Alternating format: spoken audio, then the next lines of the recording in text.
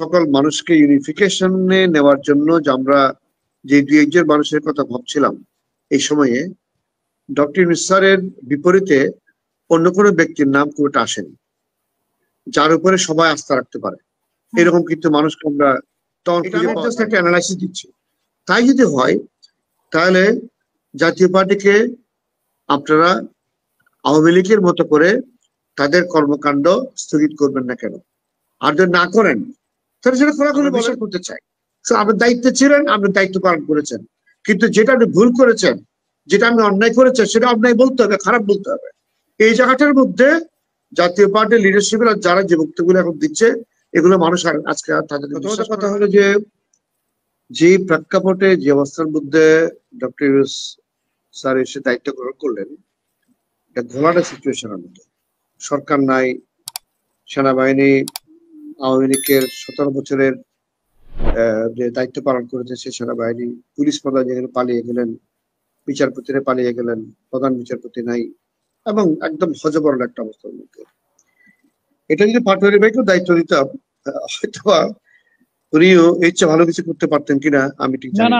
আপনি এখন টেস্ট করেন, আপনি দেশি মানুষ তো বলেন, দেখেন তো 3 মাসের মধ্যে উনি যে সবচেয়ে ওয়ার্স্ট মিনিস্ট্রি দেন, যদি না পারি তাহলে ঝুলাই দিয়েন আপনি। এখন আমি তো চ্যালেঞ্জ দিলাম, মিডিয়াতে চ্যালেঞ্জ করতে বলতেছি, পারবেন নাকি? অসম্ভব বলে কোনো কিছু নাই তো। আমরা না জানি কোন জায়গায় কি হয়েছে, আমরা সেটা জানি তো। আপনি বলেন, আপনি এক্সপার্ট লোকেরা আমলাম দিদার ভাইকে, যদি হাবিলদারে যে কথা দিদার ভাই সে কথা দিদার ভাই কেন? আপনি হাজার প্রতিকূলতার মধ্যে, এই জন্য তো ডক্টর ইউনূস উনার যেগুলি লোক নিচ্ছে, তো এগুলিতে বেশিরভাগ আগে বেনিফিশিয়ারি, আগের গভর্নমেন্টের সময় বেনিফিশিয়ারি। আমি বিশ্বাস করতে চাই যে পাটোয়ারী ভাই একজন দক্ষ মানুষ, এবং নিশ্চয়ই তিনি দায়িত্ব পেলে হয়তো ভালো করবে, সেটা আমি প্রত্যাশা করি এবং দোয়া করি। কিন্তু দুর্ভাগ্যজনক ভাবে ওই পার্টিকুলার সময়ে আমাদের যে একটা আপনি মনে করছেন 1 মিনিট আমি বলি, 1 বছর পরে এই কথা বললে গ্রহণ করবে না, বুঝছেন? 1 বছর পরে এই কথা বললে তো এখন তো 1 বছর অনেক টাইম। 3 মাসের জন্য যেখানে গভর্নমেন্ট আমার ইলেকশন হয়েছে, 6 মাসের জন্য আপনার এইসব কারণের জন্য আমরা আরো 3 মাস গ্রেস মার্ক পাইতে পারেন। 13 মাস পরে এই কথা বললে তো হবে না তো। না, আপনি ঠিকই বলেছেন পাটোয়ারী ভাই। আমি একটু শেষ করে বিষয়টা, সেটা হলো ঠিক আছে, আপনি মানে কিছু না, আমি বলতেছি আপনি তো আমাদেরই লোক, এই জন্য আপনার লোক তো দিব। আপনার বলার অধিকার আছে, আপনার বলার অধিকার আছে। তো আমি যেন বলছি যে আমরা যেই সময়ে দেশের সকল মানুষকে ইউনিফিকেশনে নেওয়ার জন্য যে আমরা যে দুই একজন মানুষের কথা ভাবছিলাম, এই সময়ে ডক্টর ইউনূস স্যারের বিপরীতে অন্য কোনো ব্যক্তির নাম খুবটা আসেনি, যার উপরে সবাই আস্থা রাখতে পারে। এরকম কিন্তু মানুষকে আমরা তখন খুঁজে পাওয়া যায়নি। সুতরাং আমি এখন আমাদের পাটোয়ারী ভাইয়ের প্রতি শ্রদ্ধা রেখে বলি, আমরা ডক্টর ইউনূসকে বসিয়েছি, সবাই মিলেমিশে বসিয়েছি। সুতরাং ওনার ভুলটাকে আমরা বড় করে না দেখে এখন আগামী 4-5 মাসের মধ্যে নির্বাচনটা করতে হবে। এই নির্বাচনটা যাতে করে উনি ক্রেডিবল একটা নির্বাচন করতে পারে, সেই জন্য আমাদের সবাই মিলে ওনাকে সহযোগিতা করতে হবে। এটা হলো 1 নম্বর। 2 নম্বর হলো, এখনো সময় আছে নির্বাচনের, যেহেতু শিডিউল ডিক্লারেশনের জন্য 2-3 মাস সময় আছে। এর আগে তিনি যদি মনে করেন তার বৈধতা অবৈধতা নিয়ে প্রশ্ন উত্থাপন হতে পারে বলে যদি তিনি মনে করেন, আমরা তাকে পরামর্শ দেব যে উনি একটা রেফারেন্ডাম করুক, গুরুত্বপূর্ণ ইস্যুগুলো নিয়ে তিনি একটা রেফারেন্ডাম করুক। যেহেতু সংবিধান আছে কি নাই সেটা নিয়ে অনেকে প্রশ্ন তুলছে, যে ইন্টারিম গভর্নমেন্টের কোনো বিষয়, অন্তর্বর্তী সরকারের কোনো বিধান সংবিধানে নাই। আবার সেই সংবিধানের আলোকে আমি শপথ নিলাম, তো যে সরকারের বিধান সংবিধানে নাই সেই সংবিধানকে রক্ষা করার জন্য আমি শপথ নিচ্ছি, এটা কিছুটা অযৌক্তিক বা কিছুটা হাস্যকর হয়ে যায়। সুতরাং কিছু কিছু বিষয় যেটা নির্বাচনের আগে ওনার বৈধতার প্রশ্নটাকে ঠিক যদি করতে হয়, তাহলে এখনো সময় আছে। উনি যদি ইচ্ছা করেন তাহলে কিছু বিষয় উনি রেফারেন্ডামে নিয়ে উনি জনগণের ম্যান্ডেট নিতে পারেন, যাতে করে উনি নির্বাচন করাটাকে ওনার বৈধতা পান। অনেকেই বলছে উনি নির্বাচন করবেন কেন, কে উইজি ডক্টর ইউনূস নির্বাচন করার জন্য, আমরা তো ওনাকে এই করে না সেই করে, অনেকে বলছে, আমি মিডিয়াতে অনেকের কথা শুনছি। সুতরাং এখান থেকে বাঁচতে গেলে তাকে হয়তো একটা রেফারেন্ডাম করা জরুরি। এটা হলো একটা। 2 নম্বর হলো, আওয়ামী লীগের সাথে জাতীয় পার্টির যে একটা দরম মহরম, এটা তো আমরা সবাই জানি। অনেকেই বলেছেন জাতীয় পার্টি আওয়ামী লীগের গৃহপালিত অমুক অমুক, সে কথা আমি বলেছি, রিপিট আর করলাম না। এখন যদি জাতীয় পার্টি আওয়ামী লীগের সাথে যোগ হয়ে এই নির্বাচনে তারা পার্টিসিপেট করতে চায়, এই জন্য দাবি উঠছে যে জাতীয় পার্টিকে নিষিদ্ধ করা হোক আওয়ামী লীগের মতো। কারণ আওয়ামী লীগ যে ভুলগুলো করেছে তাদের সহযোগী হিসেবে জাতীয় পার্টি সেখানে ছিল। এটা যদি হয় তাহলে জাতীয় পার্টি আওয়ামী লীগের সহযোগী হিসেবে তারাও কিন্তু সেই অপরাধ। এটা আমি জাস্ট একটা অ্যানালাইসিস দিচ্ছি।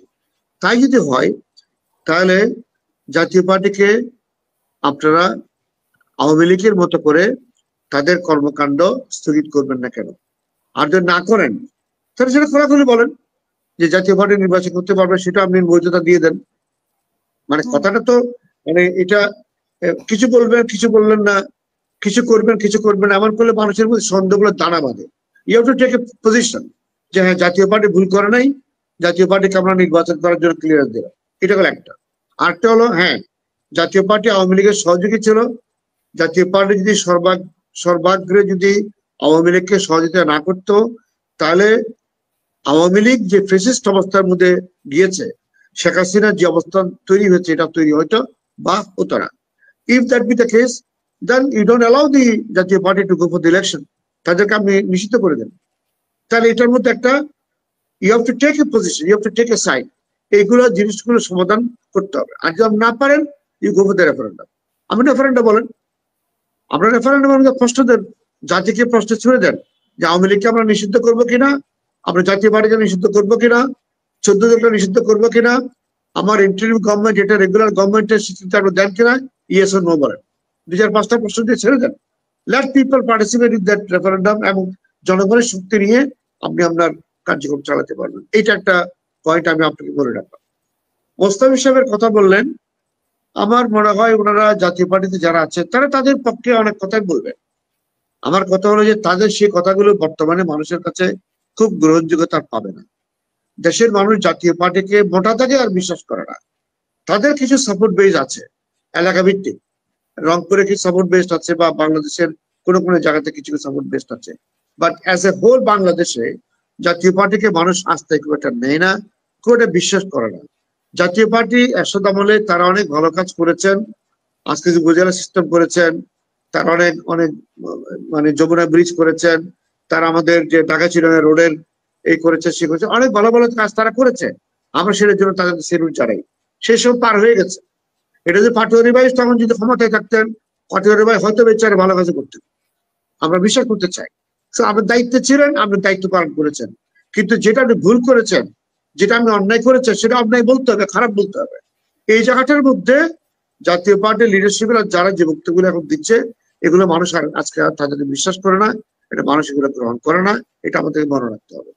সর্বশেষ যেটা কথা আমি বলতে চাই সেটা হলো ডক্টর সরকারের মধ্যে অনেক মানুষ আছেন যাদের ব্যাপারে ডিবেট আছে। আমরা ডক্টর স্যারকে আমাদের পার্টির পক্ষ থেকে বলেছিলাম, আমাদের পার্টির চেয়ারম্যান তার সাথে ব্যক্তিগতভাবে সাক্ষাৎ করে বলেছেন যে আপনি আপনার যেই সভাসদকে নিয়ে আপনি দেশ চালাচ্ছেন, সরকার পরিচালনা করছেন, প্লিজ মেক এন অ্যাসেসমেন্ট। যাদের উপরে দেশের মানুষ আস্থা রাখে না, আপনি নিজের আস্থা নাই, তাদেরকে বাদ দিয়ে দেন। সসম্মানে তাদেরকে আসসালামু আলাইকুম বলে তার বিদায় করে দেন। এবং দেশে অনেক যোগ্যবান মানুষ আছে, অনেক ক্রেডিবল মানুষ আছে, অনেক ক্যাপাবল মানুষ আছে, তাদেরকে আপনি সম্পৃক্ত, এমন টাইম আছে, এখনো 6-7 মাস বাকি আছে নির্বাচনের।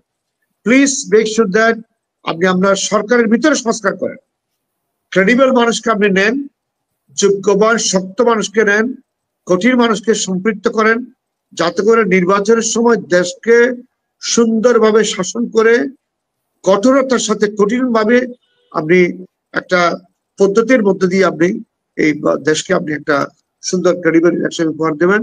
এটার জন্য বর্তমানে যারা আপনার সাথে আছে এই সভাসদ দিয়ে আপনি এটা করতে পারবেন বলে আমাদের বিশ্বাস হয় না। এইখানে ডক্টর স্যারের প্রতি আমাদের সুবিনয় অনুরোধ থাকবে, আপনি আমাদের কথাগুলোকে আমলে নিন, দরকার আমলে নিন, আমলে নিয়ে আপনি একটা সংস্কার নিজের ভিতরে করেন, করে আপনি নির্বাচনে দাঁড়ান। ধন্যবাদ হোসেন ম্যাম, ধন্যবাদ পাটোয়ারি ভাই।